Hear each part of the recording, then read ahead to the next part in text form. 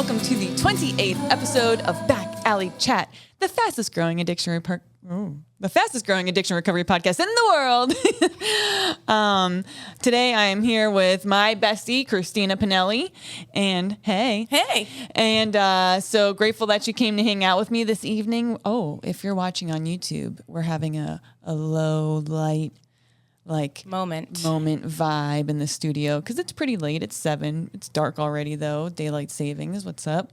So we're a little sleepy. Yes. So it's kind of a nice chill vibe. I don't know where this podcast episode's gonna take us. I have an idea. We're gonna talk a little bit about dating an addict and exit strategies, how to deal with it. Aliens, cocaine, China. Yes, aliens, cocaine, China. So already demonetized. Thank you so much. Welcome. And so hopefully we just don't get canceled. I guess that's all I'm really hoping for out of this podcast. But without further ado, of course, we want to thank our brilliant, amazing, super fantastic sponsor, Quick Intel, for allowing me to make this podcast possible yet again. Crypto investors lose their hard-earned money every day to scammers because they don't know what or how to look in a contract's code to protect themselves. So Quick Intel has created a hub of AI crypto safety and security tools to help you reveal and easily understand the risks of a project before you invest. No more investing blindly and hoping for the best. Become a confident crypto trader and protect your hard-earned money from scammers with Quick Intel. You can download the Quick Intel app on your iOS or Android device. And I just wish there was something like that for the actual stock market, Kristina. I don't know if you know, but I'm in corporate finance right now. It is a very difficult class. How's that going? I was not expecting it to be so difficult. So I have enlisted the help of our friend Diane again. Thank you, Dee. Diane is the only reason I've even made it this far in college, honestly, because I couldn't get out of, not even Algebra 1, I was in pre-algebra.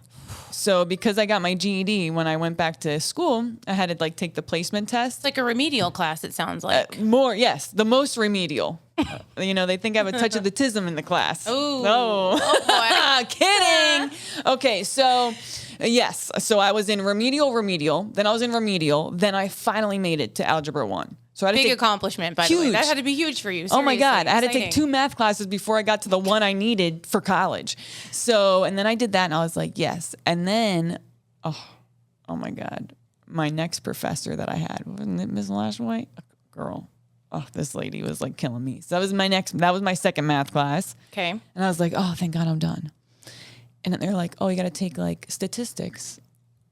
And I was like, okay, Diane. And passed by the skin of my teeth.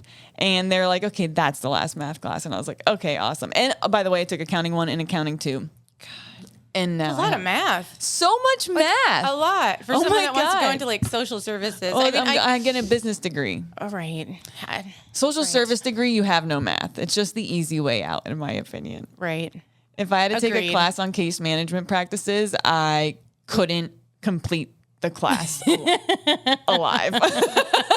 I can't do it. Someone's getting hurt. You or someone else is something. I might just start saying crazy things in class just to upset everybody and just have fun because I couldn't sit through a 3-hour class weekly or 2 times a week about any of that. Yeah.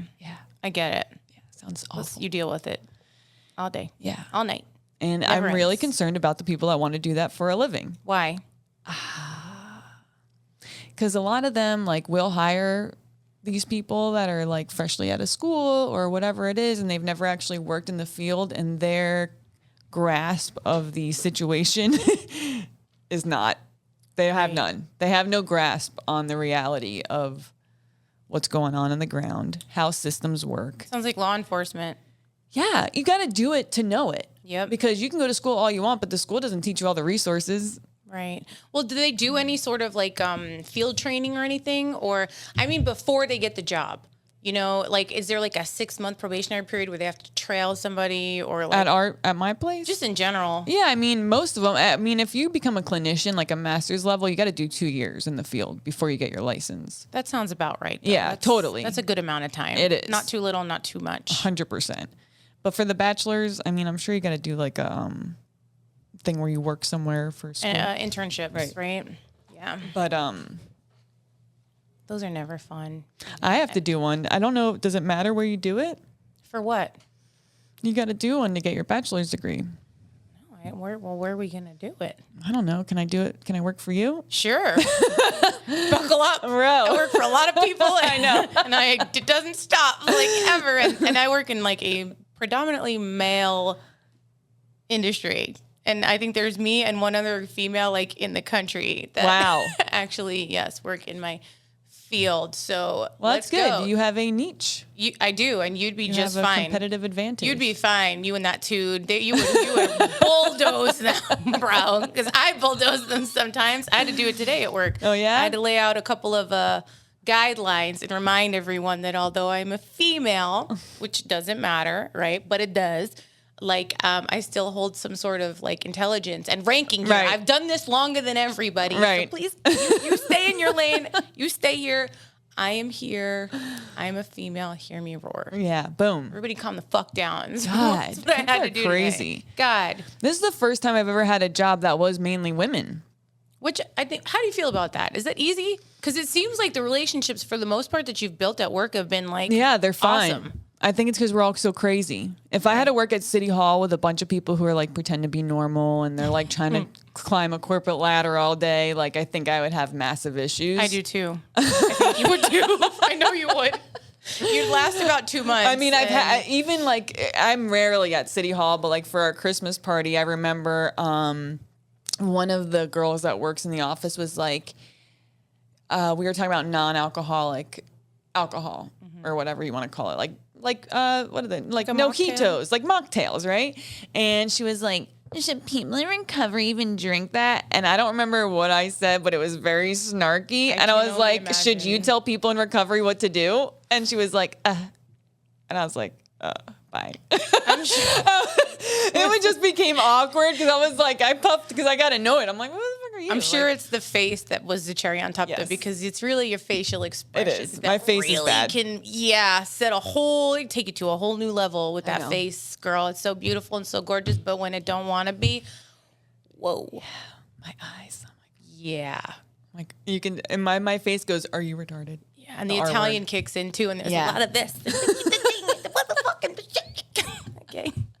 It's passion. That's my girl. Straight passion. That's right. So one of the topics we wanted to speak about this evening is regarding, me and Kristina have definitely had our share of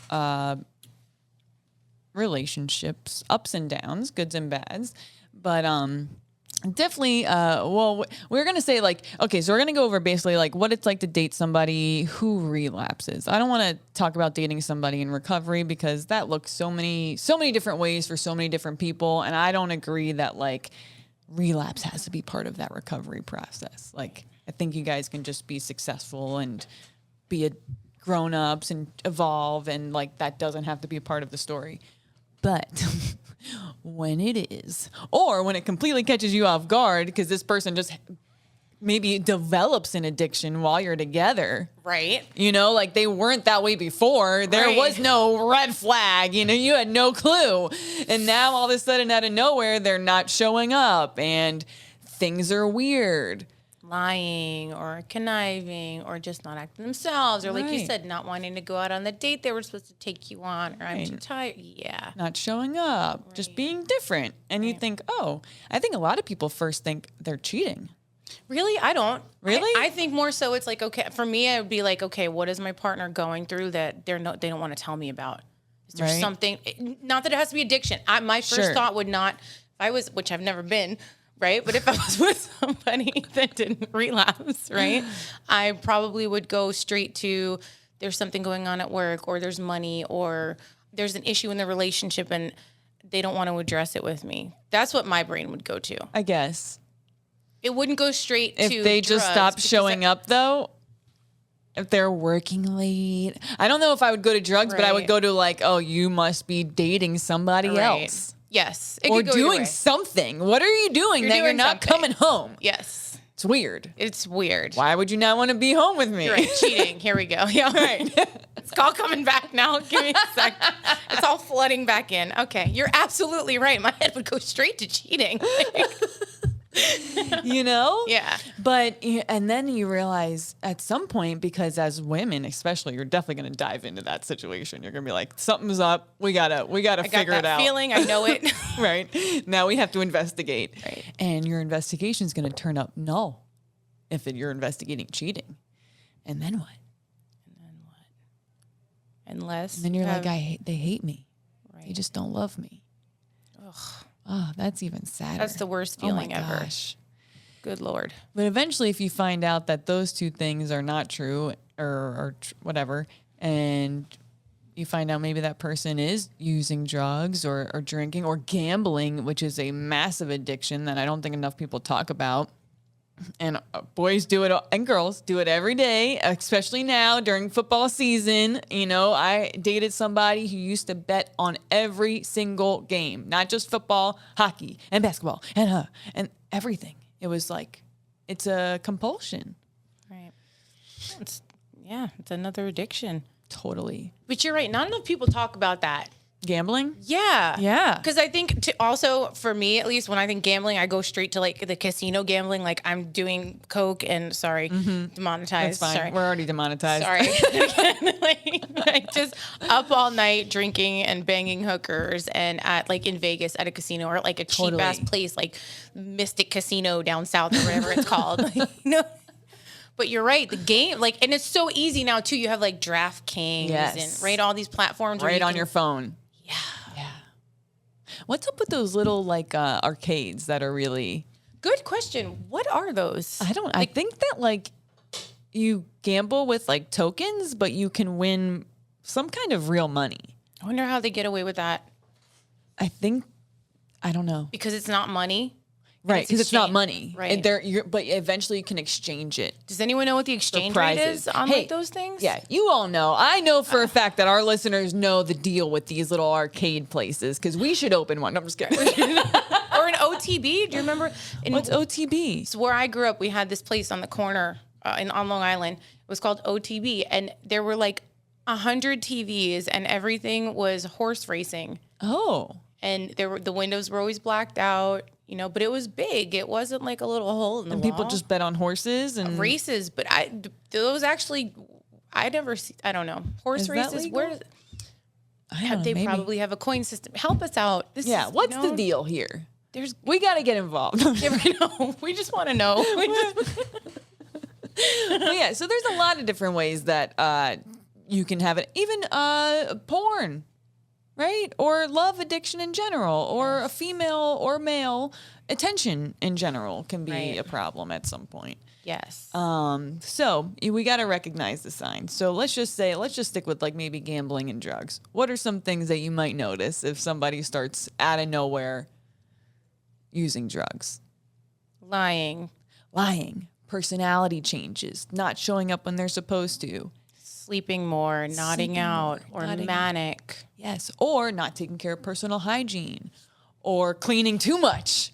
Snapping. Right. The rage. Yes. Wow. Seriousness. And so now you've recognized the signs and you go, okay, I think this person's on drugs. What do you do next? What do you do next? I like that. Like a true politician. What do you do next? I don't know. I say the first thing is you got to stay calm and educate yourself, right? If you're not a person who's ever done drugs or have had a history with that, I think you should 100% seek out the guidance of a person who's maybe in recovery, who has a better grasp on the situation as a whole. Because I think a lot of times, especially if somebody's not in recovery, they don't understand the gravity of the situation at all. Right. This person will ruin your life. And I hate to say that like that because I know that, okay, our friend, Nikki, sorry, I doubt she fucking listens anyway. She should, though, or she would know I'm talking that shit. No, I'm just kidding.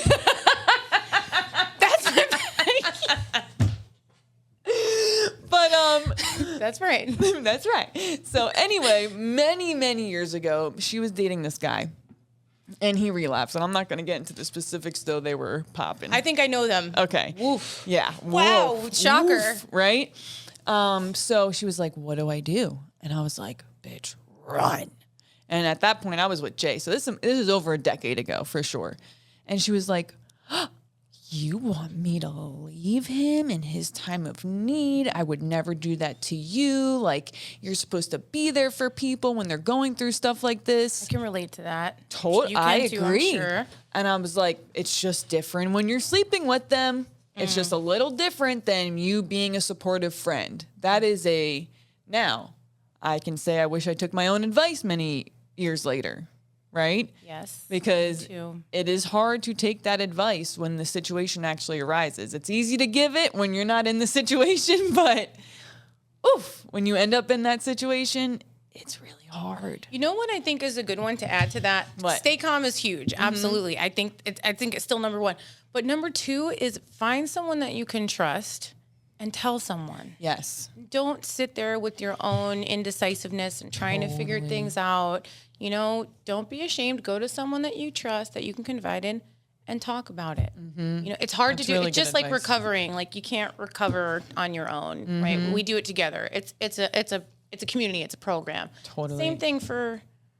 Because I never did that. I know. Well, me and you were the queens of just like having a brave face. No one ever Everything's knew. Fine. No one ever knew. 500 friends. Nobody knew nothing. Right. Nothing. So, and that's that shame and guilt, right? And because I think, especially when you're living with it, you feel shitty. Like, God, I'm dealing with this. I'm in this position in general. Like, I don't want people to know that I'm dumb enough to stay with this idiot who continues to do, or whatever it is, right? Yep. It's just, and parents, God. Family's a huge one. Having a kid that's struggling. Yeah. Terrible anxiety, but I think that's when it's most important to talk to somebody. Because Absolutely. You gotta let it out. It's too much to keep inside. Yes. It's too much to keep together. Mm-hmm. When your partner, your boyfriend, girlfriend, they go down the wrong path, it's typically 9 times out of 10 destruction, like buckle up. Right. God, is that a lot to clean up on your... I mean, I've tried to do it before, and I just honestly just made myself nuts, and if not worse, I don't know, because it was almost like I started enabling at some points. And yeah, and it's like, when do you start making that situation worse for them? Right. Because that's a very, very thin line that you have to walk. So to your point then, right, the next step would be creating boundaries. Is that the next one? Yes, and reassessing boundaries. Reassessing boundaries. Because you might have had boundaries with your loved one that have been going on for however long, but now things are a little different. This person is actively manipulating, actively lying, actively trying to get money somehow, or whatever the situation is, and it really is a time to assess, hey, what are we doing here? What am I not okay with? I'm not okay with answering your calls at 4 a.m. I'm not okay with giving you money. I'm not okay with being held hostage in whatever weird situation you've put me in. Or, I agree to, let's say your kid is outside. Let's say they've left the house and they're doing drugs. All right, you might not give them money, you might not give them a phone, but maybe you are going to bring them some clothes. Maybe you are going to bring them food. Right. The necessities. Right. And for you, that's what you have to do to show them that you love them, but without enabling further. Yeah. Right. That's a tough one because you said food and clothing, but the third big one is shelter. Mm-hmm. And that one can be so tough, right? You let them in fuck and that. Get the fuck out of my house. I am so sorry. I am so sorry. You can't. And especially if you have other people in that household, it's not just you. Let's just say you have other kids or other family members living in that household. You cannot expose them to that for a prolonged period. It's going to fuck them up. That person needs to get out of the house, in my opinion. Mine too. 100%. Unfortunately, in our opinion, or in our situations, we couldn't kick them out of their own house. That's a tough situation too. You're kind of just like, well, great. Yeah. Yep. We're here in the nut house. Right. But my dad told me to leave. It was good for me because I allowed me to run through my resources so much faster. Because, wow, when you can't offer that safe place for people to come over to or just dig through the resources of your house, money, items, Xboxes, whatever it is. Right. You know, things get real hard real fast. So prepare for that bottom too. Like the bottom will come at some point, and the bottom is always the hardest, but most of the time, hopefully the bottom for your person means that, you know, change is going to come and growth is going to start. Hopefully. Yeah. Not always. No, you know, but the seed can be planted. That's always my thing. Plant the seed. Totally. Seed and know your resources. I tell people all the time, I go, the best thing that you can do for your loved one is figure out a plan for them when they're ready. Instead of that day that they decide they've been using for a whole year and now they come to you and they go, I want help. And you go, oh, okay. Calling. How do we get help? Won't take me. Right. No beds How available. about you figure that out first? So the day your loved one comes to you for help, you go, okay, I have a plan actually. Let's do this. And it doesn't have to be stressful for you or for them. It can be a seamless process. I really think that's probably one of the best things people can do for their loved ones. I agree. And then you can plant that seed like, hey, if you ever want help, I have a solution for you. You know, I have a place for you to go. I'm here for you if you ever, then I will answer the phone at 4 a.m. If you're going to call me at 4 a.m. and go, hey, I'm ready to go, fine. I'm not going to be like the happiest immediately when I answer the phone, but I'll be there. Aw. You know? Definitely. So yeah, that's really important. And to take care of yourself. Yes. Yes. 100%. Take care of yourself. Take care of you. Take care of your mental health. Make sure you're eating, sleeping. You have a support group of yourself or a friend, 1 or 100, to talk to about things, and find people that you can trust and you can talk to endlessly about the same vicious cycle that's going on with your spouse over and over and over again. Yeah. And they, you know, someone that won't get tired of it and really understands what you're going through. Yeah. Because it's so helpful. It's so nice to talk, and you have to take care of yourself, because what I've ended up doing is giving that person takes so much out of you. Because if you are in a situation where you have to live with them, it's going to be a constant It's going to drain you. war. Yes. It is very draining. And when do you make time for yourself, right? Like, I remember one night I was at Pier 1 and I'm shopping. And of course I call the person and they don't answer. I'm like, okay, call again, no answer. Call again, no answer. Call again. And now your stomach hurts and now your heart drops and you're, okay, they've died. Right. Really, that's how you start feeling. So then I throw all my stuff. I don't even buy it because now I'm freaked out. And I run to their office, banging on all the windows, banging on the doors. No answer, no answer, no answer. Panicked. They're for sure dead. There's a double reinforced steel door, right, that he had in his office. Thank God that he had stressed me out so bad at the time that I was so skinny that I was able to, because every door was locked, I was able to stick my arm through the mail slot, undo the top lock, and open the door. And thank God I did, because he was overdosed. No way. Yep. And it's like you go through that one time, and any time after that they don't answer, or anytime in general, it's just like it's really traumatizing. Yeah. PTSD. I even had to change when I left my last relationship. I had to change my ringtone because every time it would go off, I would get anxiety. Wow. Yeah. But that shit's real. Shit's real. You know? It's real out there. Everybody has triggers like that. When you've been through situations that are that painful and that scary. Right. Fuck, I don't blame you. I'd change my everything. Right. Well, you did change everything. I did.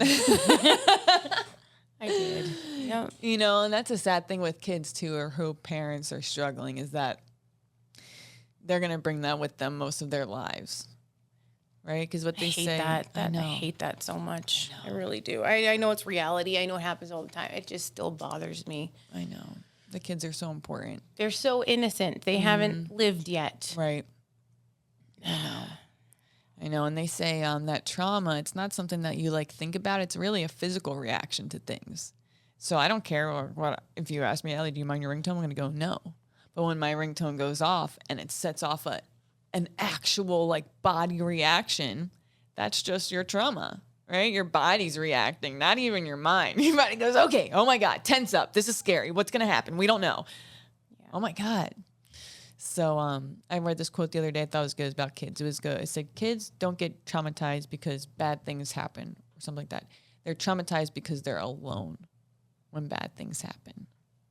You know, they don't have that person to talk to you or to sit next to you, say, hey, it's going to be okay. Yeah. And, you know, they're dealing with it on their own. And that's where that trauma comes from. And I thought that's so brilliant because it teaches us to be there for those little kids. Absolutely. Right? I don't think our parents, they didn't grow up in a generation like that. No, not at all. And it's normalized. I mean, totally. Like, it was a different time and different morals and different, you know, values. And now it's different. I know with my daughter, I talk to her about everything. Yeah. Everything. And when I don't know how to talk to her, I call you or I talk to her dad, obviously. Right. And I'm like, okay, we got to help her. I know it was the smallest thing, like so-and-so, like, I don't know, told her hair was frizzy today, but we got to talk about it with her and I want to make sure that we work through it. Right. And I'm not overly sensitive. I'm really not. Like, there's some things, toughen up, like, you know, get through it, figure it out. It's life. Like, worse things are going to be said. But in the back of my mind, I always think that, like, what if there's that one thing, right, that kills her ego or kills her personality or kills her flame or confidence, and I ignored it and just like, no, it wasn't a big deal. Right. You know, Gianna, that one wasn't a big deal. It's okay. And what if that's really lingering in her head? And then in 10 years, she's just, I don't know. Yeah, I know. It bothers her still. It's so hard. Parents, you're doing great.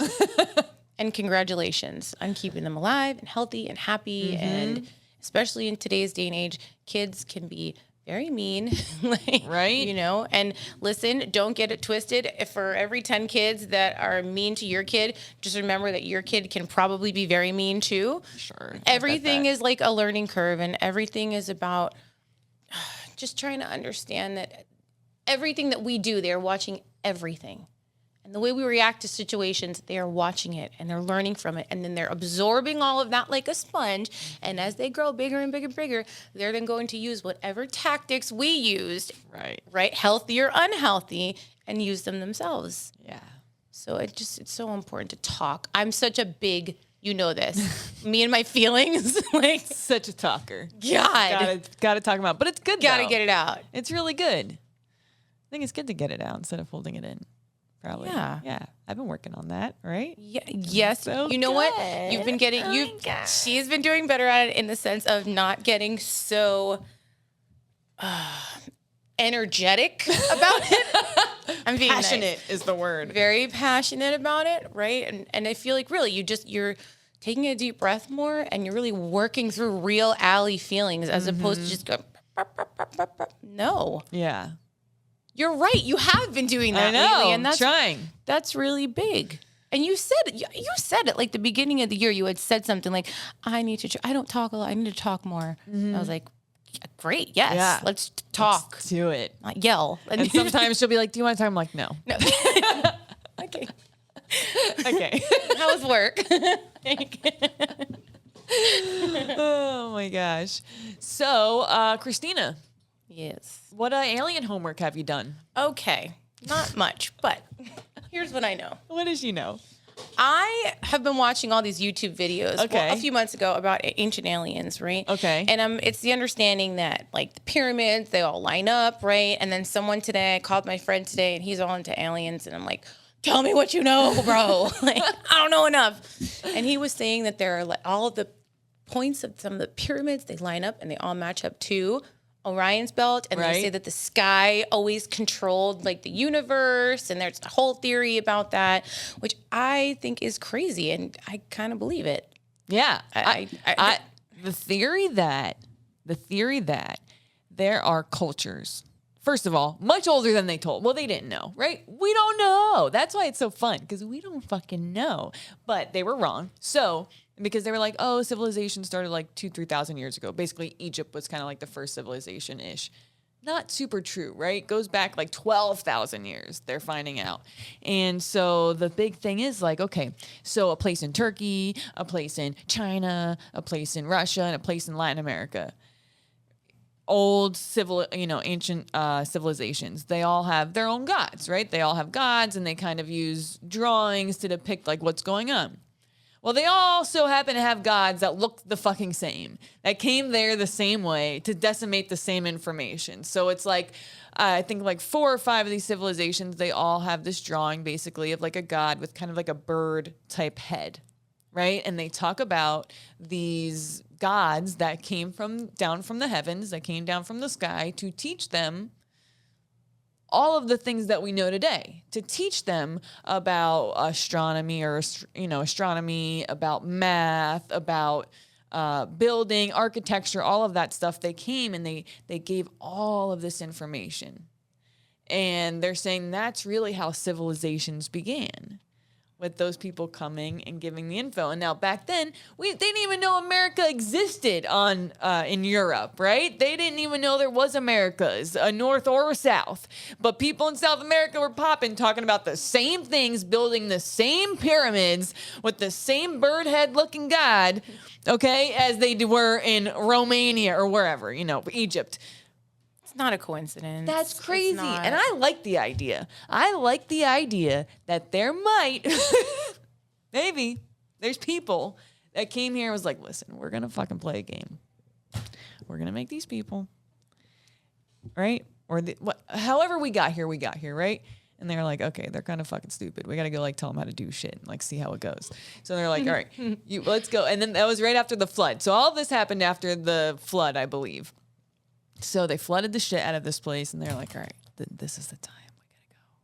So they swoop down however they do it, and they're saying there might be like portals like in the ocean. Yes. Bro. I've heard of this. Popping. Frightening. We don't know anything about the ocean. Fuck. No, it's tremendous. So scary. Big black hole. And like the currents. How much like role they play. It's just like a whole little ecosystem in there where things are... Yeah, it's a whole nother world. Like highways. Like underwater highways kind of, or like currents, right? Mm-hmm. A little bit? Makes sense, yeah. Like good analogy. So anyway, where was I? So yes, they came down. They're like, all right, we're going to tell them all how to do these things. And then so they told us. And how did we retain it? I don't know. I can't retain a math formula, okay, after studying it for a week.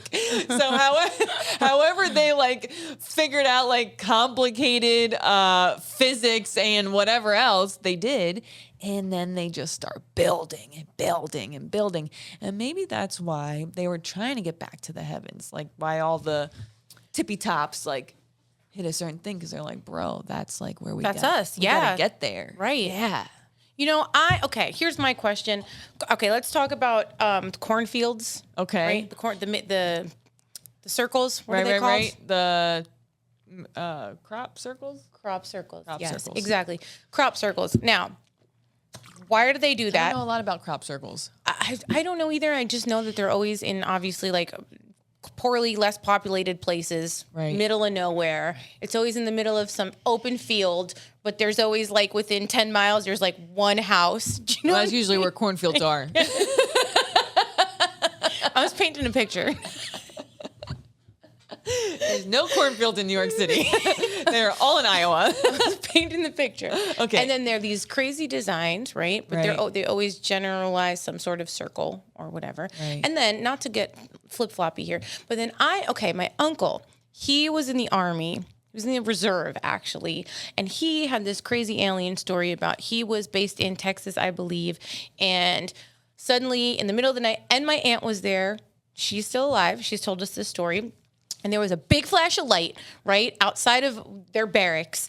And they went to run into the ditch underground thing? Ditch, exactly. Whatever. The ditch thing. The ditch thing. Yeah. With the doors, right? And the doors would not open, and they could not get in.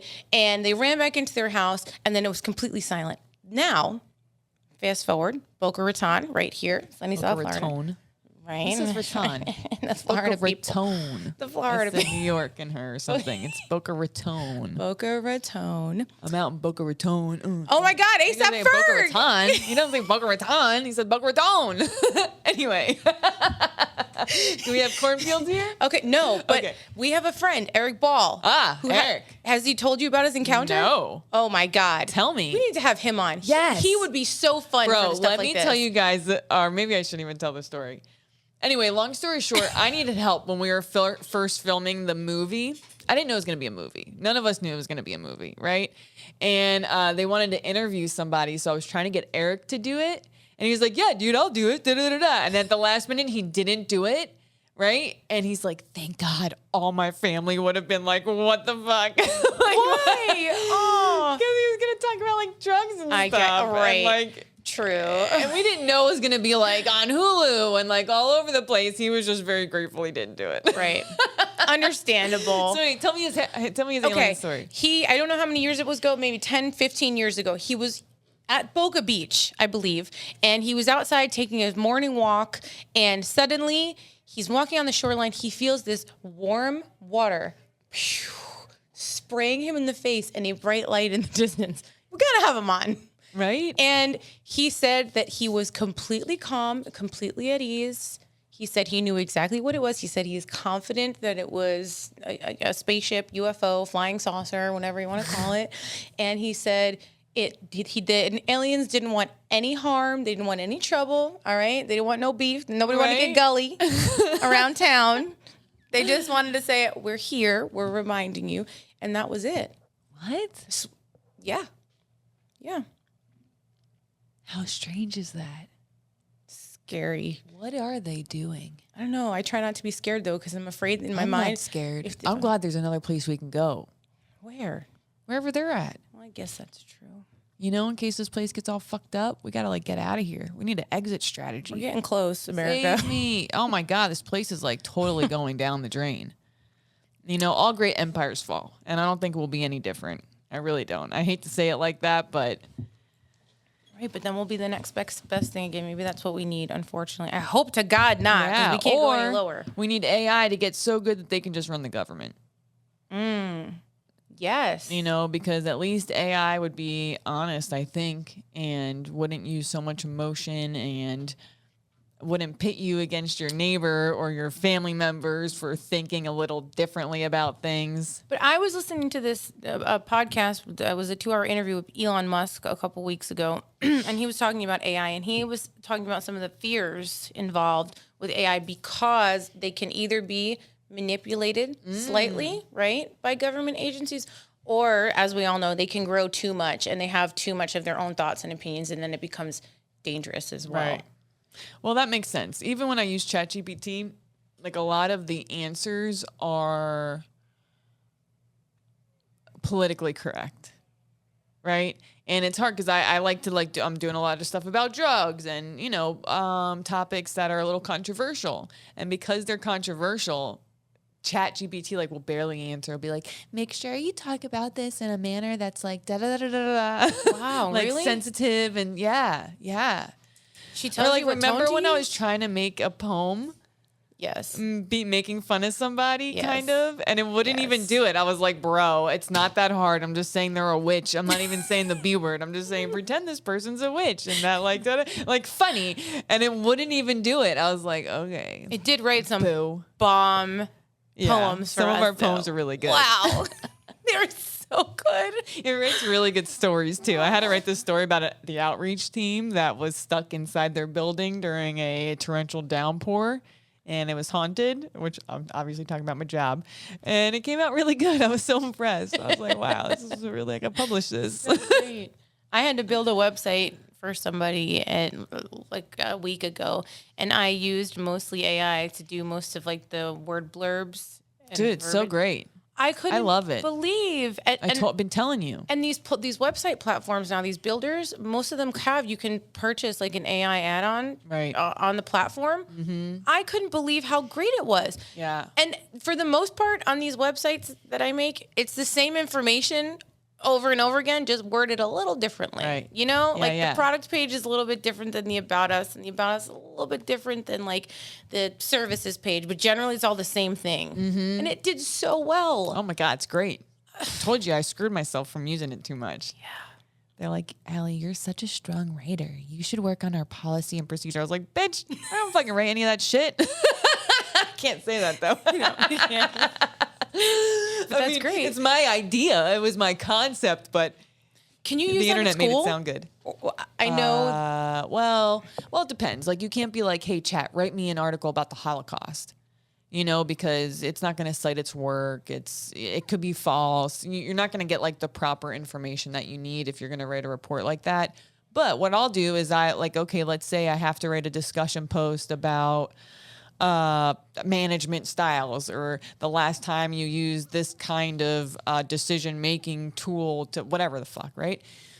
I'll write a thing and I'll put it in ChatGPT, and it will just make it nicer and more complete and put together, so I can just kind of shorthand it.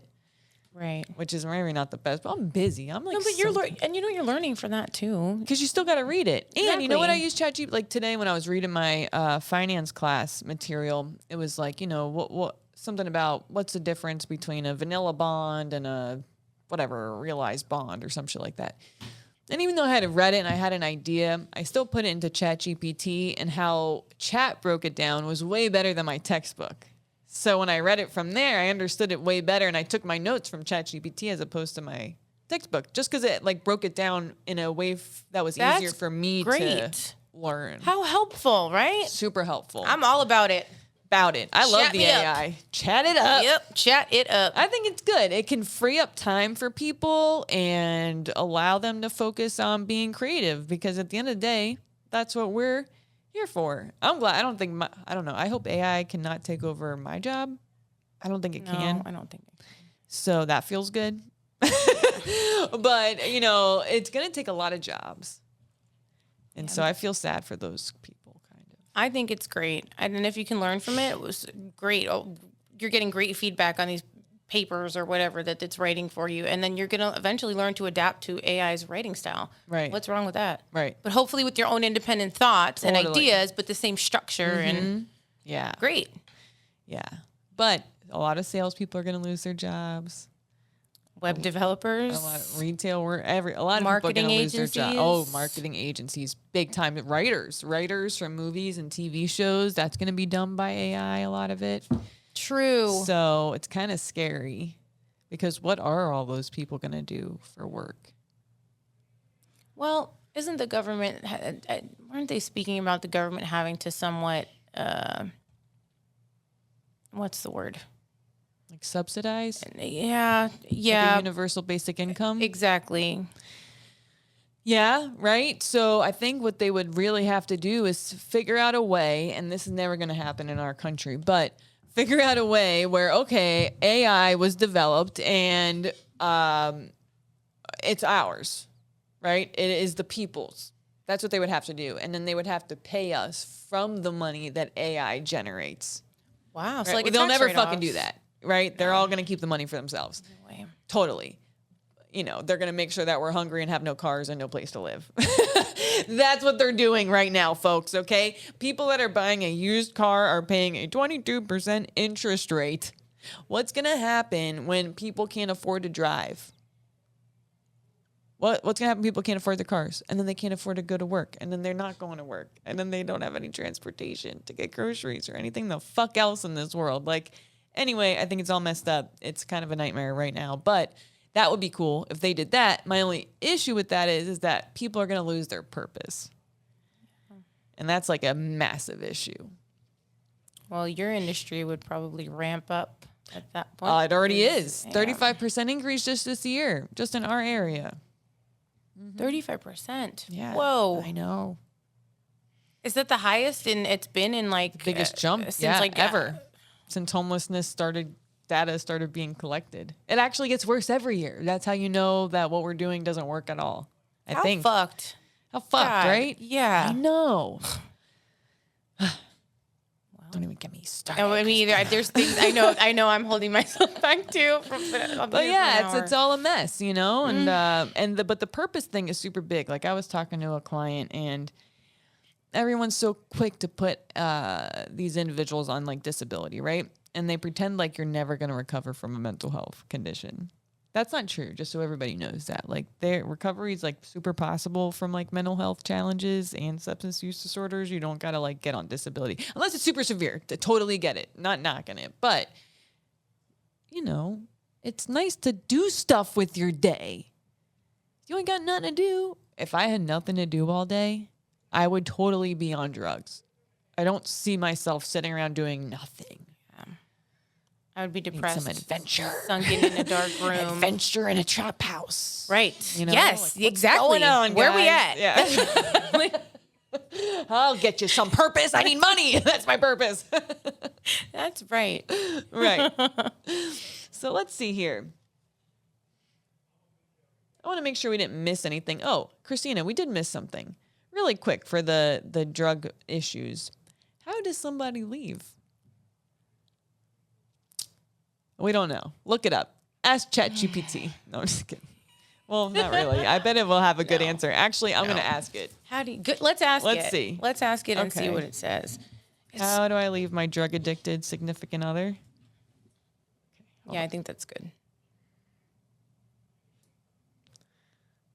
Okay. Hey, chat. How do I leave my drug addicted significant other? Drug addicted. Yeah, let's go. Okay. Hold on. It's thinking. Oh, it's not an expert either. But it can offer me some general advice. Okay, thank God.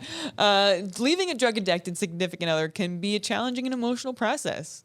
Totes, chat. I agree. Check. Thing's great. Okay, 1, safety first. Ensure your safety and the safety of any dependents involved. There's a risk of violence or harm. Okay, that's good. I don't think they're saying the safety of the person who's using, because their safety is always going to be in jeopardy, no matter what you do. No matter what you do. I was thinking about this today because I was like, oh, this we're going to talk about. What, Philip, my current boyfriend, used to come up to me at the Kava bar and be like, have you tried this with my ex-boyfriend who was doing drugs? And I'm like, go away. Yes, bro. I've tried everything. Yeah. There's nothing I haven't done. Be nice. Be mean. Support. Don't support. God, Marchman Act. Don't. Whatever it is, I've done it all. What do you want me to do? Like, I can't fix this person. Safety first. Seek support. Yes. Love that. What we talked about. Plan ahead. That's what you said. Yes. Make a plan for leaving, including where you'll go, how you move your belongings, and how you'll handle financial and legal matters. Perfect. Brilliant. Communicate. Subjective. Maybe. Hard. That's if you a hard can. one. Yeah. If you can. Talking to a wall. Right. Set boundaries. We talked about that one. Mm-hmm. Seek professional help. I think we spoke about that. And self-care. Okay. I think we hit all of them. Yeah. Okay, chat. I mean, you make it sound so easy. Right. You make it sound really fucking easy. Cured. Right. And then you're gone. And then they show up at your house when you've moved. And, whatever. Begging to come back. Right. Clean and sober. Yes. A week. Man, it's rough out there, guys. I have so much compassion. Whenever I usually, some women will reach out to me and be like, hey, this is going on in my relationship. And I take so much time to respond to them because I really think loving an addict is so much more brutal than being on drugs. I really do. At least the person on drug is totally escaping. And they're both brutal in different ways, but that person who is forced to hold it together every day and go through whatever craziness is going on and go to work and deal with the kids and deal with their family, pretend like everything's fine, that is very hard. That is so hard to do. And my heart goes out so much to parents whose kids are using, to husbands and wives who are dealing with that in their house every day. I think it is just a total, utter nightmare. Utter nightmare. But keep going. Because run away. Yes. No. Well, but keep pushing yourself to do what is going to be best and safest and healthiest for you and your family. Yeah. It is so important. It will be the hardest decision you ever make, but it will be the best one you ever make. And that person might try to gaslight you or make you feel like you are making their situation even worse. But the reality is that's not really your responsibility. Your responsibility is A, to yourself, and B, to your children if you have them. You can't stop someone from doing drugs. I don't think it's possible. I can only say I've tried a lot. I've really tried a lot for years. I just don't know. It's like an internal thing. It really is. It can only be when they're ready. We know that. It's not and a even when they're secret. ready. you know, and that's the hard thing. And that's why people stay, I think, for so long, because you see that person's in pain, right? You see that person's in pain. You know they don't want to be doing drugs. You know they don't feel good about these decisions. They might lash out and act crazy, but eventually at some point they're going to feel remorse and they're going to go through their whole cycle again. And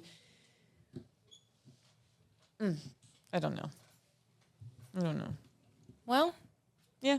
The bottom line is we have great tools here. Yeah. These are awesome suggestions. It can be done, guys. Can be done. You might get tricked a few times because they're tricked, right? They think like, hey, I am going to get sober this time. I'm so like motivated. Like I want to be better. And then like 30 days later, like they're not, or like a week later, they're not. And it's not because they didn't believe it when they told you. And that's why you believe them, because we know when someone's lying to us, right? Yes. And we know they're not lying. We go, oh my God, this person's being so genuine and sincere. They want to stop doing drugs. Like I can tell by the way they're talking, they're like distraught. And it is 100% true. But it just fades. I mean, addiction is so powerful. The obsession is so powerful that you have to prioritize yourself. Yeah. I learned that the hard just way. don't, you know. You have to prioritize yourself. Yeah. And promises, you know. It's a tough one. You have to do what is best for you first and foremost, period. You need to take care of you.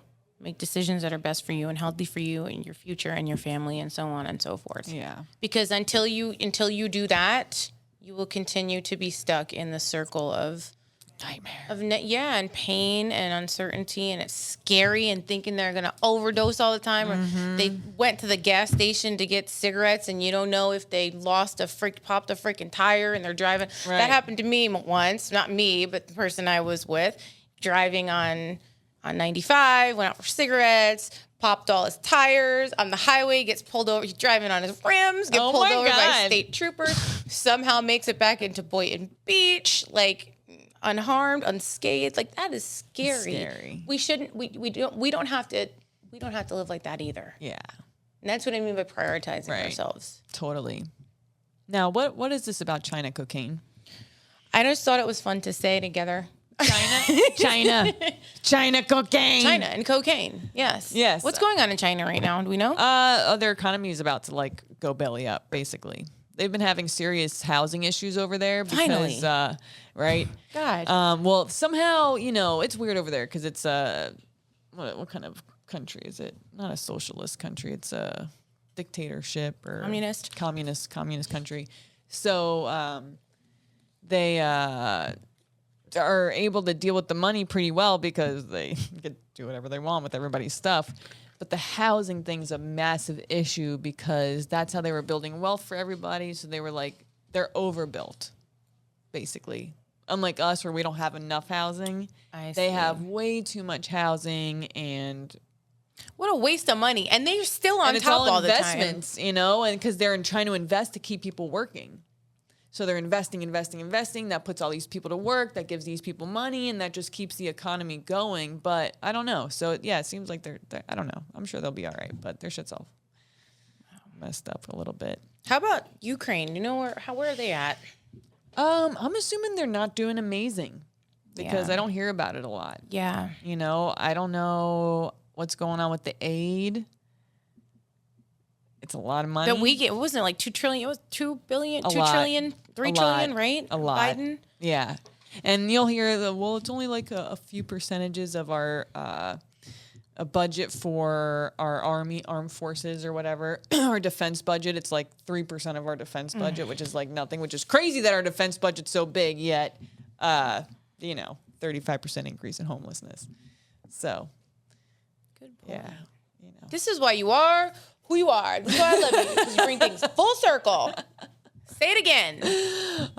So yeah, I don't know how that's going, but it's funny because the president of Ukraine, you know, he was a comedian. No, I didn't. He's so nice. That's how I like him. Like I don't know him, but salt of the earth man. He seems like, you know, cool. He seems cool, yeah. And he was a comedian, and he became president. And then like this war broke out, so like that's one way to like test your presidency. Like this fucking imagine we like hired Tim Dillon or Sebastian Maniscalco. I'd vote for him.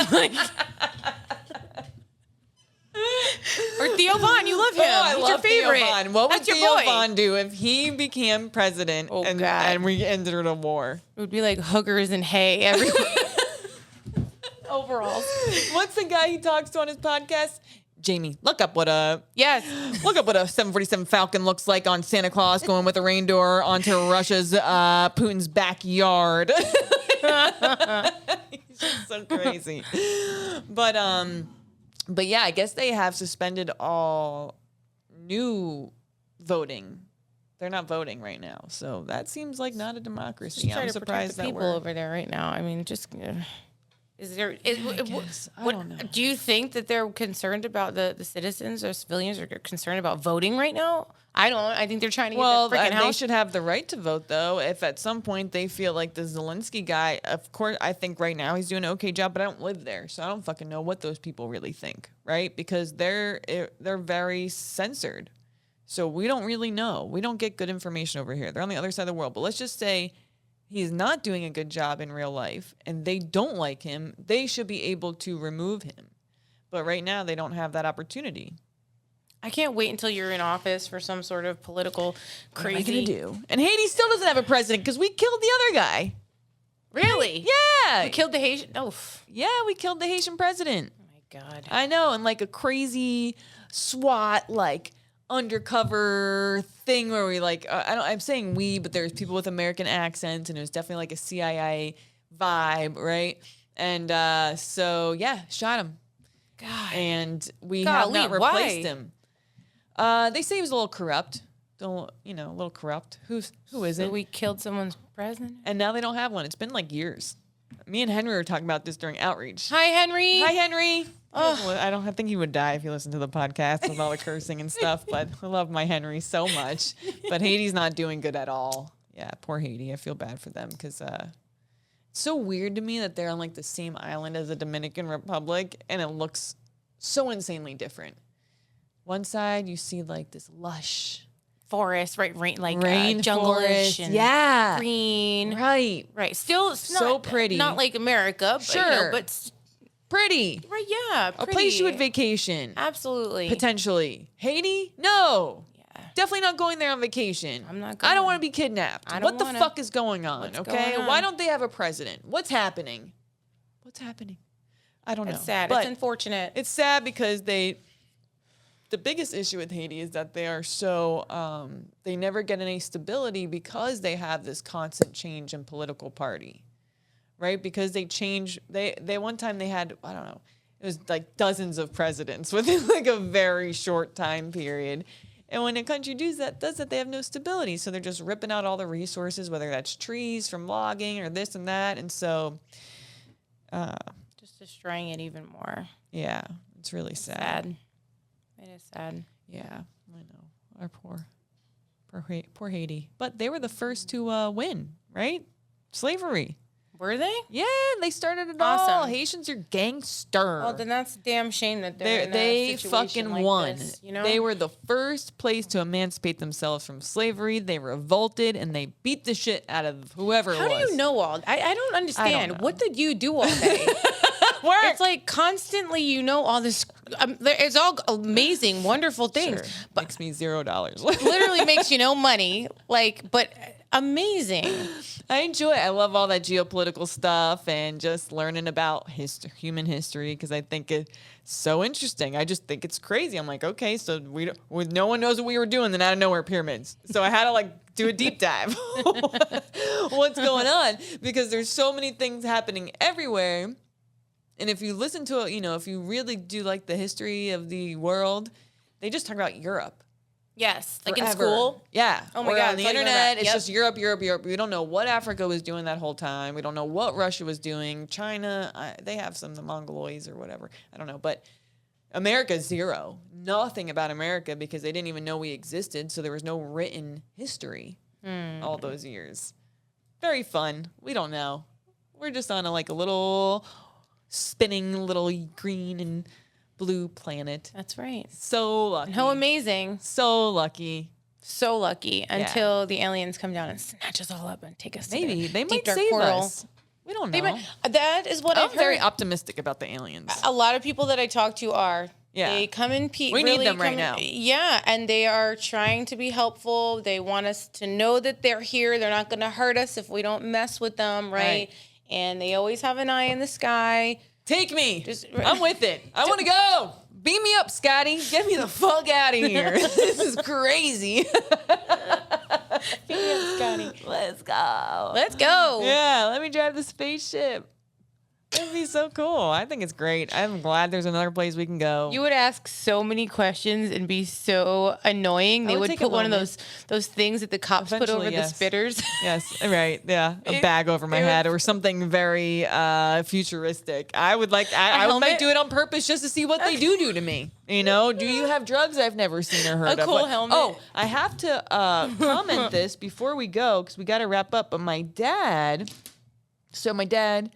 smokes cigarettes since he was probably 12 or younger, like a real Italian. That's right. And obviously likes to drink a beer or more every day, right? So, and he's always been, he constantly wants to work on this, but he goes up and down. But he told me about this medication.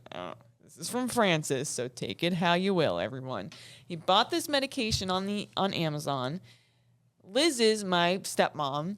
Her friend told her about it, and she was like, Liz, I started taking this medication, and, I don't want to smoke anymore. It's supposed to, stop you from smoking, which I'd like to know if it works for vaping, because I would like to maybe not vape anymore. Same. And it works for alcohol. So they bought it, and my dad says that it is an unbelievable difference. Now, he hasn't completely stopped smoking, but, maybe he's smoking a pack or two a day. He's down to, 6 cigarettes. Wow. Yeah, and 2 or 3 days after starting it. Yeah, and they say if you're not completely quit after 2 weeks, to just stop taking it and just try some other time.